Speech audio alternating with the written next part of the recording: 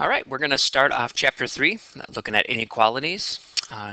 Let's first talk about inequality for a moment. An inequality is a mathematical sentence that uses an inequality symbol, that's like less than or greater than, to compare the values of two expressions. You can use a number line to visibly represent the values that satisfy an inequality. So we're going to do all of those things. Let's start off with writing an inequality from a verbal expression. So here's a verbal expression, all real numbers x less than or equal to -7. Let's look at the pieces of this. We're going to turn this into an algebraic representation of it. So all real numbers x is less than or equal to, so we're going to write the less than or equal to symbol, -7.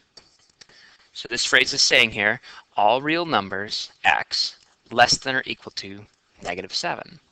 Look at the next one here. This is saying 6 less than a number. 6 less than a number is like saying 6 less than 10.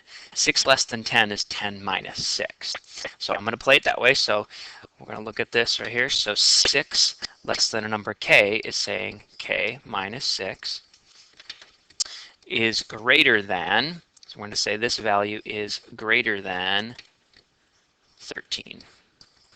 So this represents here 6 less than a number k is greater than 13. Let's keep looking here. I want you to pause this. I want you to try these two out and then press play and we'll see how you did. All right, you can check your work, see how you did on that one.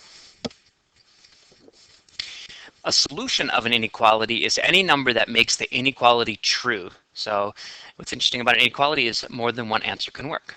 The solutions of an inequality, x is less than 5, are all real numbers x that are less than 5. It doesn't equal 5 because it's all less than 5, but any number less than 5 and into the negative numbers work for this one. So we're going to try this one out.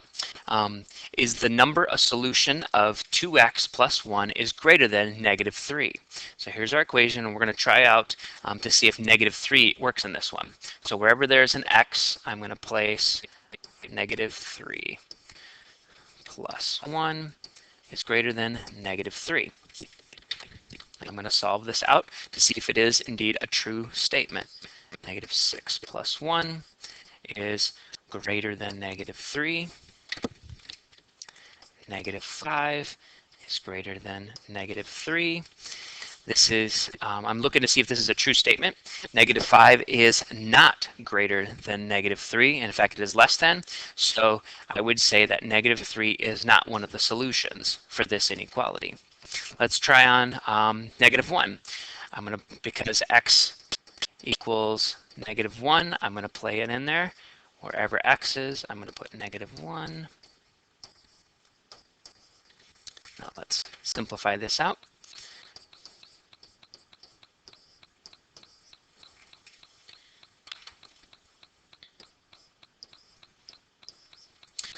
So when I simplify it out, I see, is -1 greater than -3? It is.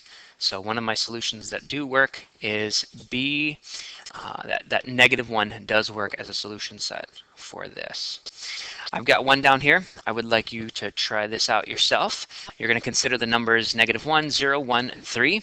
In this equation, 13 minus 7y is less than or equal to -6. Pay attention, that equals 2. So we're going to pause it. You work it out and check your answers. All right, let's take a look here so we can see. I'm just going to look at my answers. When y equals -1, I play it out and I run through my inequality. 26 is less than or equal to 6. That is not true. So that does not work.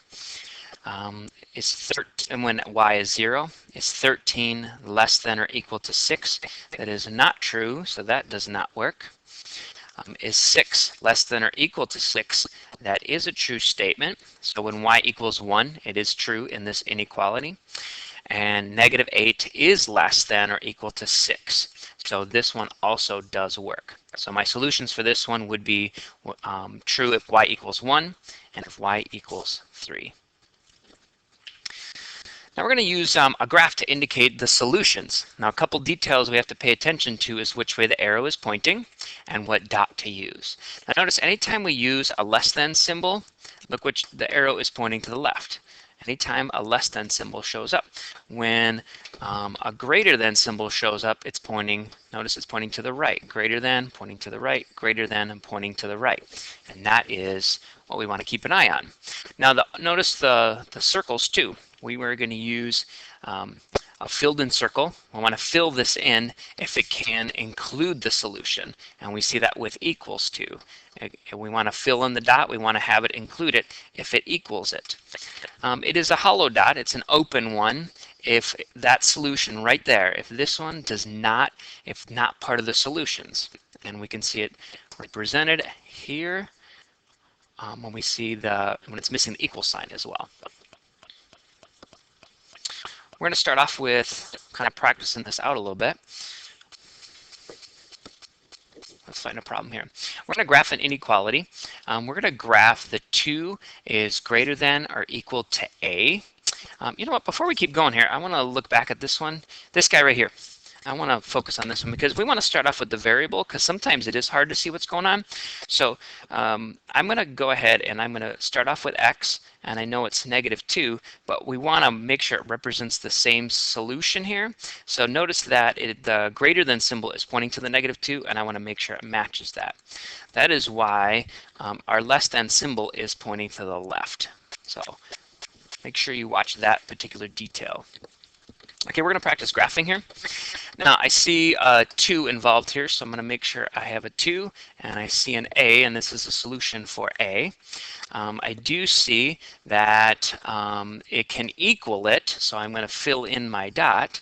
And I'm going to get out some reference points here, just a couple different ones, so I can my graph can represent a little ways, and I see that it is representing that a is greater than 2, so I want to show my graph representing that a is greater than or equal to 2. I'm going to give you an opportunity to graph these 3 right here, so press pause, you try it out, and we'll check back and see how you did. All right, let's see how you did. A couple details I am noticing here is x is greater than -4. I notice it's not including it, so I'm going to have an open dot. It's greater than -4, so it's going to be pointing to the right. When I look at b here for c, c is less than. It's an open dot because it doesn't include it. It does not include 0, and it's less than, so it's going to be pointing to the left.